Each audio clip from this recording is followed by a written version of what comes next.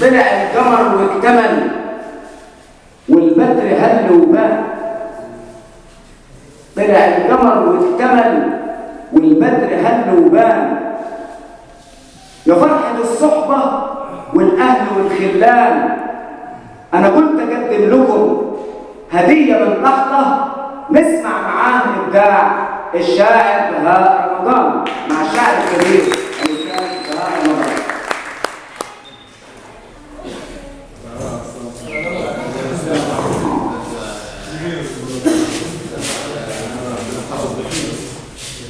صراحة له في القلب منزلة كبيرة جدا، ودائما أسعد حينما آتي هنا، لأن هنا أصدقائي وأحبابي من زمان بعيد. الأستاذ ناصر موسى أيام جميلة جدا وذكرنا بالأستاذ حسين منصور على الله، وطبعا الأستاذ أيمن رضوان بتقديمه الرائع ولقاءاته على الفيسبوك، رئيس النادي الصحفي والشاعر الكبير الأستاذ حاتم السمان، وأيضا الأستاذ ناصر توفيق، وألف مبروك على الديوان. طبعا الأخوين البارودي أنا سعيد جدا بهم هذه الليلة، وأتمنى أن نسمعهم دائما وكل عام وأنتم بخير. قصائد أهديها إلى أخي وحبيبي ناصر.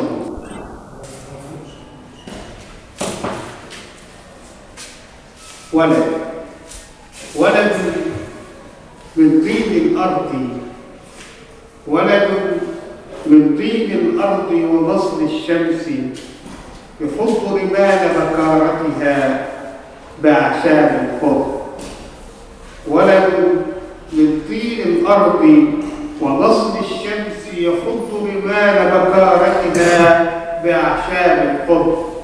ولد جبلي ممزوج برائحة القمح ولون الصحراء وشجار الزيتون.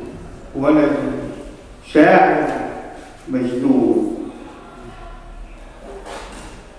مزق خيمتك، مزق خيمتك، فما الأرض أرضك ولا الرمل رملك. مزق خيمتك، فالسكين ببطء يمر على أركان الجسد المسموم، والفئران ستغزو الأضلاع جميعا. فاخفض رأسك للريح تمر، واقطع أشجار الزيتون، سنعتاد الشيخوخة دوما. مزق خيمتك فكل الأشياء تهون.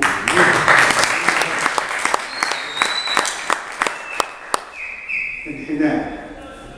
النخيل الذي ينحني في بابل، النخيل الذي ينحني في بابل يفضح أغلال الليل، يمر على عجل بين الطرقات المستوية، فاللص الأعمى يزرع ألغاما أخرى كي يلزم بالوقت حتى تنتهي تلك اللعبة.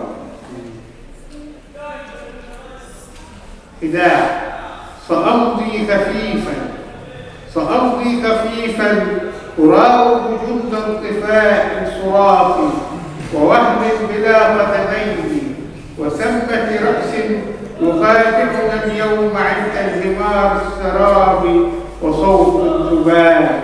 سأمضي خفيفا، أفاجئ بي من جراحي وقطرة حزن بقطرة دم. سأمضي إلى العطش الساكن الروح، إلى العطش الساكن الروح ينبت شهوة ذات البراكين، فيزداد فينا شعاع جديد، فيولد فينا شعاع جديد.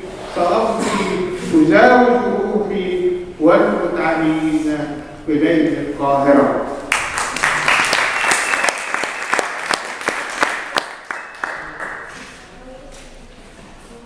قصيدة أخيرة.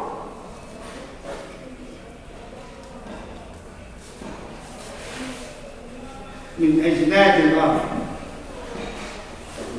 خوذة وحذاء قديم، خوذة وحذاء قديم وبقايا ظل.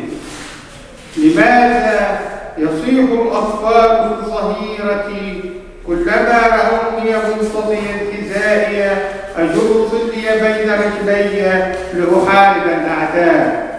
ولماذا تضمني بصدرها تلك المرأة العجوز وتبكي طويلا؟ هكذا كلما رأتني المرأة العجوز التي تعطيني 7 ثمرات وتنتحب طويلا، المرأة العجوز والأطفال وخوذتي والحذاء القديم جميعهم يصطفون جميعهم ينتظمون صفا واحدا لأعلن بدء المعركة. أيها الجندي القابع في ركن المتحف، ليس كما تتمنى في كل صباح تجد عصفورة تمشط شعرك أو امرأة ببياض الصبح ترسل ابتسامتها وتلوح بيدها. ليس كما تتمنى أيها الجندي العتيد، في كل صباح يرسل لك الوطن قلادته وضوط شجاعتك. الوطن المهمل مثلك أصبح مثقلا بعربات الباص والمترو والفقراء المرعوبين أينما وجدوا. ليس كما تتمنى أيها الجندي العتيد، فاطبع في ركن المتحف بلباسك العسكري وانتظر.